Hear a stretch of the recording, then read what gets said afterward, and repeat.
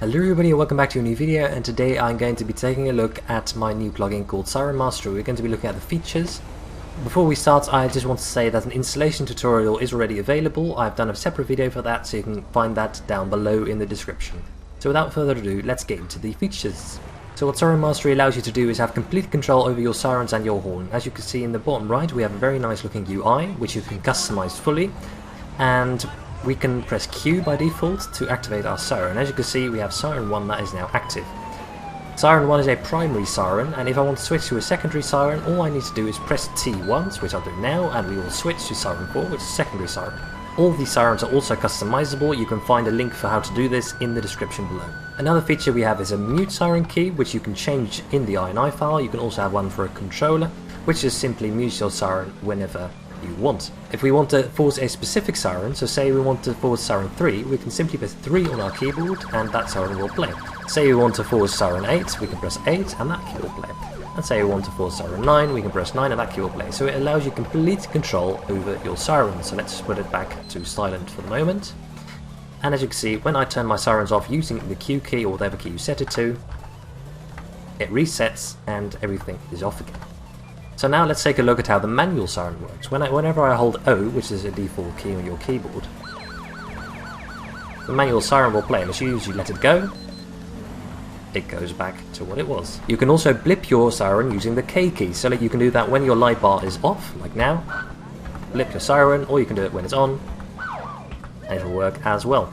Another feature we have is the dual siren mode. So if I activate Siren 1, and I want a different siren to play at the same time, I hold shift and I press the siren I want to play, for instance Siren 5, and it'll play. If I hold shift and press a different key, it'll play that siren. And let's say I want Siren 8 and Siren 1 to play at the same time, I hold shift and 8, and those sirens will play at the same time. Another feature we have is the manual air horn. So what you can do is you can press I, and whenever you hold I down, the horn will play. You can also toggle the air horn by pressing U once, and it will play until you press U again. So let's take a look at how traffic reacts to our siren. So let me turn our siren on by pressing Q. As you can see, traffic reacts like normal. They just pull over to the side of the road, as you would expect when using your siren without the Siren Mastery. You can also hide the UI by pressing L by default. Another very neat and important feature is that the sirens work flawlessly with LSPDFR's traffic stop feature. So let me try initiating a traffic stop on the car in front. I've now blipped them by using shift, and when I press Q, my siren will activate, and as you can see, the UI responds very nicely, and they pull over to the side of the road.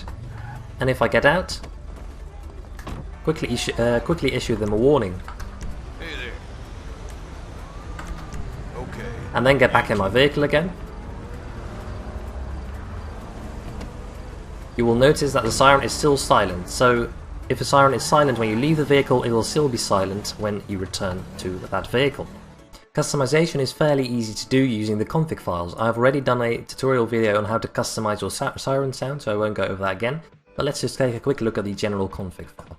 So as you can see, you can change the siren volume in-game, you can change the siren switch tone volume in-game, you can set whether start sirens from beginning is true, or you can also set the manual siren number. Another thing you can do is change all of the keyboard key bindings and all the controller key bindings. So Siren Mastery has full controller support, so everything you can do with your keyboard, you can do with your controller if you set it up. Another thing you can do is either enable or disable the UI if you enter a vehicle. You can also control how big the UI is, and you can set where it appears on your screen. As for customizing the UI and the siren sounds, I have done in-depth separate videos for those, so I recommend you watch those. The links will be in the description below. And there is also information about this in the documentation. So, as always, thank you very much for watching this video of Siren Mastery's features. I hope you enjoyed. If you have any questions, please let me know down below. If you like the video, please let me know down below as well. And I will see you all in the next video.